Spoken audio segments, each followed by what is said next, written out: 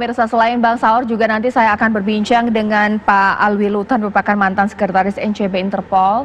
Tapi sebelumnya pemirsa, saya ke Bang Saur, saya ke Pak Alwi dulu. Pak Alwi, saya ingin banyak berbincang dengan Pak Alwi karena memang saat ini Pak Ahwil saat ini kemudian salah satu jenderal bintang 1 yang sedang disidik karena memang diduga keterlibatan mengenai penghapusan red notice. Tapi sebenarnya Pak, kalau misalnya dilihat dari bagaimana juga dengan tupoksi alurnya untuk mencabut red notice seseorang itu sebenarnya seperti apa Pak? Oke, terima kasih. Jadi sebetulnya. Oke, terima kasih. Jadi sebetulnya untuk red notice ini adalah suatu hak suatu negara untuk mengajukan permintaan kepada markas besar Interpol. Tapi syaratnya harus anggota Interpol ya. Jadi kalau bukan anggota Interpol tidak bisa. Dan saat ini anggota Interpol kurang lebih hampir 196 negara. Kebetulan di Republik Indonesia ini yang ditunjuk sebagai National Central Bureau itu adalah Kepolisian Republik Indonesia. Jadi kepala Interpol di Indonesia ini adalah Kapolri, tapi pelaksana sehari-hari adalah SES NCB Interpol. Ya, kebetulan saya pernah menjabat jabatan ini cukup lama, hampir 3 tahun, di tahun 92 sampai 95. Jadi hal ini adalah suatu hal yang biasa apabila ada permintaan-permintaan. Contohnya demikian, apabila ada suatu instansi di Republik ini sebagai penegak hukum meminta daftar pencarian orang secara internasional. Misalnya, itu bisa dari Bea Cukai, bisa dari imigrasi, bisa dari KPK, dan bisa juga dari Kejaksaan Agung. Itu semua mengajukan ke National Central Bureau yang ada di Kepolisian Republik Indonesia. Kebetulan saya NCB Interpol ini berada di markas besar Kepolisian Republik Indonesia, lengkap dengan alat-alat komunikasi yang sudah sama dan standar yang diberikan oleh markas besar Interpol di Lyon, Prancis. Jadi apabila ada suatu permintaan, misalnya contoh nih, permintaan dari KPK untuk menangkap satu orang, itu datanya harus sangat lengkap, dan kemudian data-data ini mungkin lengkap dengan sidik jari, foto, alamat, dan lain-lain, itu dikirimkan ke markas besar Interpol. Nanti setelah dicek oleh markas Interpol sudah memenuhi syarat, maka markas besar Interpol akan menyebarkan ke seluruh negara-negara yang menjadi anggota Interpol di seluruh dunia, yang jumlahnya saat ini 196. Contoh yang paling konkret yang pernah kita lakukan dan berhasil dengan sangat sukses adalah waktu kasus penangkapan Nazarudin yang tertangkap di Kolombia, tepatnya di Cartagena. Jadi waktu yang bersangkutan mendarat di lapangan terbang, itu pihak imigrasi, kebetulan imigrasi di Kolombia itu adalah memang dari institusi kepolisian. Jadi mereka melihat langsung, mereka melakukan istilahnya isolated. Kalau sebetulnya red notice ini adalah daftar pencarian internasional.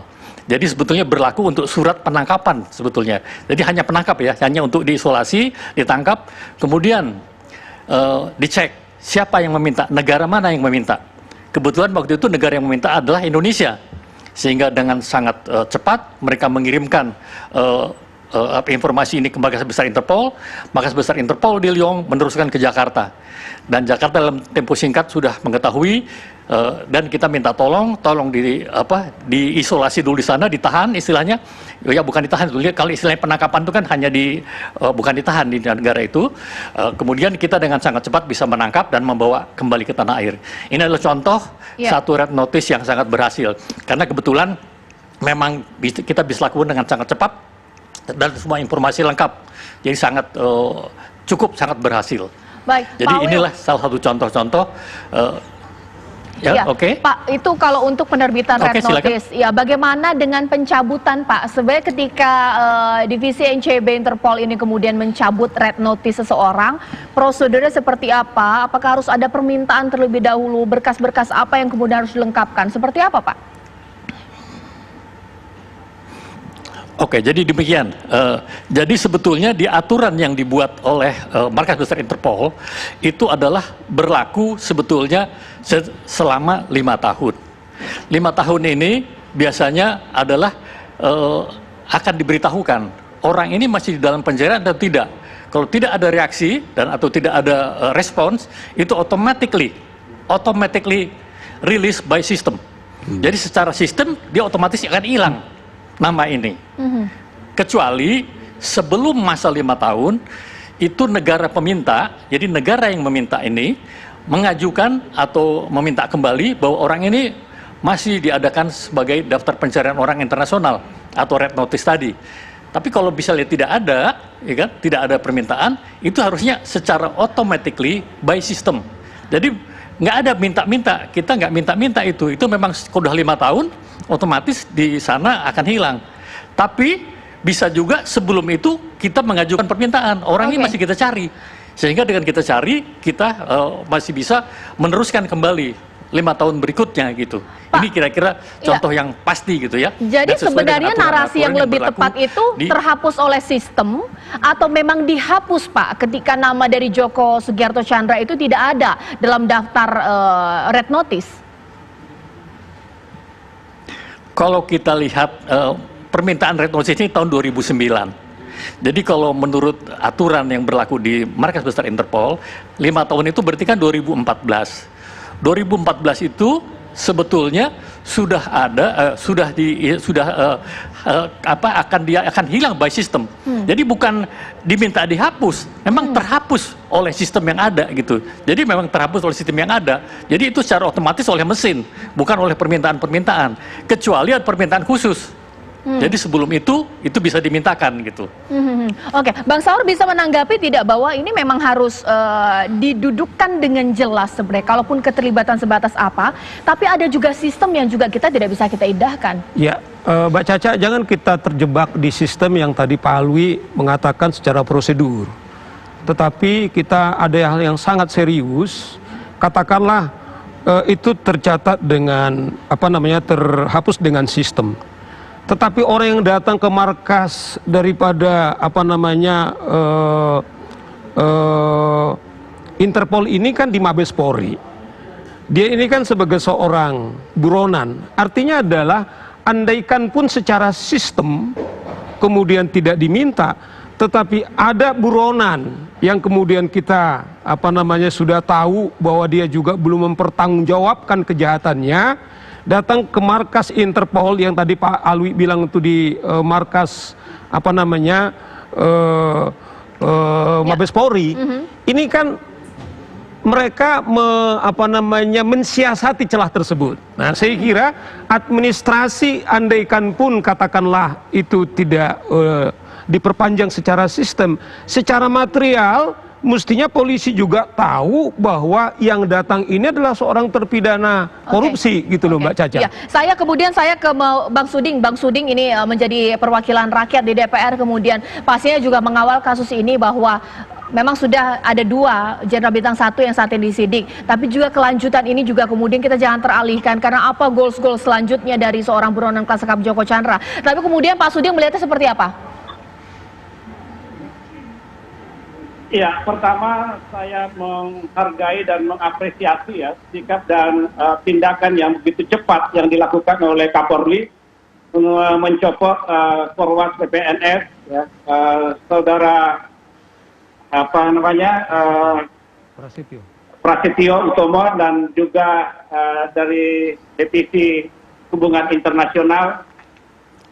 Nah, saya kira dengan langkah ini itu menjadi pintu masuk sebenarnya untuk membongkar siapa jaringan-jaringan persekongkolan jahat ini yang terlibat dalam kaitan kasus masuknya Joko Tjandra. Karena kita tidak bisa melihat bahwa masuknya Joko Tjandra ke negara kita itu tidak ada suatu hubungan-hubungan dengan pihak-pihak yang ada di aparat penegak hukum kita. Dia masuk itu dengan sudah dirapikan sedemikian rupa, ya, baik itu di unsur kepolisian maupun di kejaksaan dan pihak imigrasi. Karena sering saya katakan ya ketika ditanya wartawan bahwa ini kita tidak lihat bahwa ini adalah persoalan biasa, tapi adalah persoalan luar biasa dengan adanya persekongkolan jahat di antara institusi penegak hukum kita. Nah, makanya dengan langkah yang dilakukan oleh Kapolri saya mengapresiasi dan ini pintu masuk dalam rangka untuk membongkar kejahatan ini. Oke, sekarang saya ke Pak Wil lagi. Pak Wil, kalau tadi Bapak bahwa kita memang harus berpikir jernih atas kasus ini, kemudian meskipun kita memang begitu menyayangkan ini terjadi. Tapi kalau memang ada sistem yang memang dengan sendirinya, dengan jangka waktu yang memang terhapus, sebenarnya siapa yang punya kuasa untuk memperpanjang dari masa red notice ini, Pak Wil?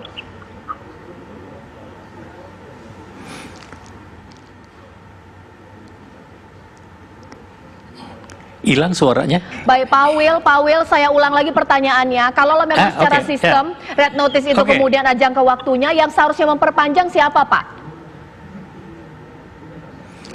Jadi saya terangkan tadi bahwa memang untuk National Central Bureau di Indonesia ini adalah dipercayakan kepada Kepolisian Republik Indonesia.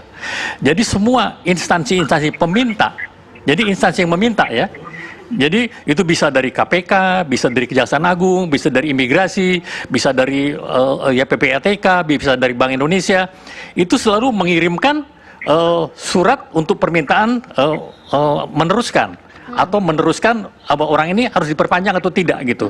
Jadi biasanya kalau udah tidak diminta, tidak ada perpanjangan, ya kita tidak bisa berpikir apa karena ini adalah tugas dan masing-masing instansi gitu.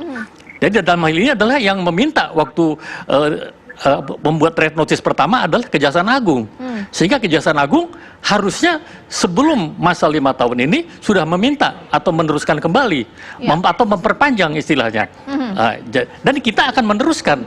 Jadi sebetulnya di sini National Central Bureau ini adalah sebagai, kalau boleh kita bilang, sebagai panjangan tangan dari Markas Besar Interpol di Lyon untuk instansi-instansi yang berkepentingan gitu. Dan untuk menjaga ini makanya dibuat di satu pintu. Satu pintu itu namanya makanya NCB Interpol, National Central Bureau Interpol Indonesia. Jadi hanya satu Interpol di tiap-tiap negara gitu. Pak Wil, ditahan dulu. Nah mungkin saya ke Bang Suding, Pak. Saya ke Pak Suding dulu. Pak Suding, ini biar tidak ada institusi yang kemudian cuci tangan atas kasus ini. Kalau misalnya ada masa vakum dari red notice yang kemudian tidak ada yang mengajukan, ini kemana saja kemudian KPK, Kejaksaan, dan pihak-pihak yang harusnya memberikan masa perpanjangan red notice, Pak Suding?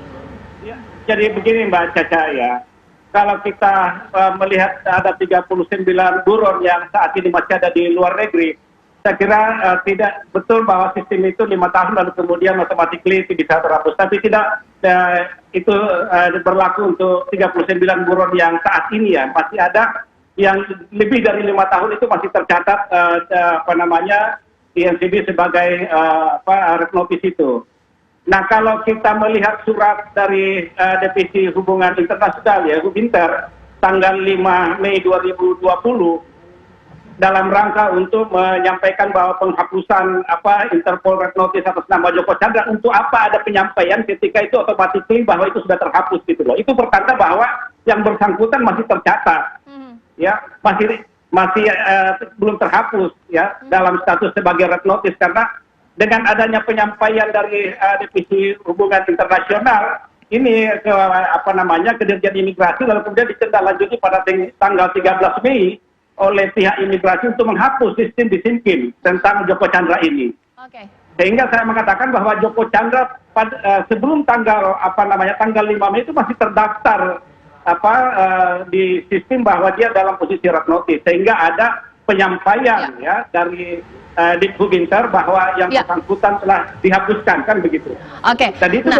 Dan itu beberapa buron, ada 39 buron yang masih ada di luar negeri itu di atas 5 tahun masih terdaftar. Nah sudah di sini kemudian sudah kelihatan di sini Pak Susno Duaje, mantan Kabar Eskrim. Saya mau angkat bicara dulu ini Pak, karena begitu ramai kasus ini, bahkan kemudian yang sedang trending topik adalah surat jalan. Saya minta kemudian bagaimana pendapat dari Pak Susno Duaje? Kalau saya kan setiap suatu peristiwa ini bagus sekali kita ambil hikmahnya saja ya. Jadi tak perlu saling salah menyalahkan satu sama lain. Tapi di balik ini kita balik mundur lagi kan nggak bisa. Tapi hikmah yang ada di sini adalah berarti koordinasi itu baru sebatas semboyan saja. Ya. Jadi kalau koordinasi baik antara instansi baik Bariskrim, Polri, NCB, Imigrasi, Kejaksaan, ya nggak akan terjadi. Apalagi di zaman era sekarang ya. Era sekarang kan tidak hanya telepon saja, ada WA, ada Telegram, ada Zoom meeting, ada Google meeting, bisa kita gunakan untuk koordinasi, nggak terlalu sulit. Ya. Jadi mari hikmah yang kita cari. Kalau kita saling salah menyalahkan nggak selesai-selesai. Apalagi kalau kita mencari alasan pembenar dari masing-masing institusi, nggak akan selesai. Yang ada hanya kepala panas saja gitu. Iya, Pak Susno, 2009 Pak Susno menerbitkan red notice untuk Joko Chandra, memburu juga kemana-mana, tapi tak ketemu juga. Sakti betul ya Pak ya Joko Chandra ini Pak Susno? Kalau di era saya bukan sakti ya, tapi memang belum ketemu gitu ya, karena baru hari. Gitu.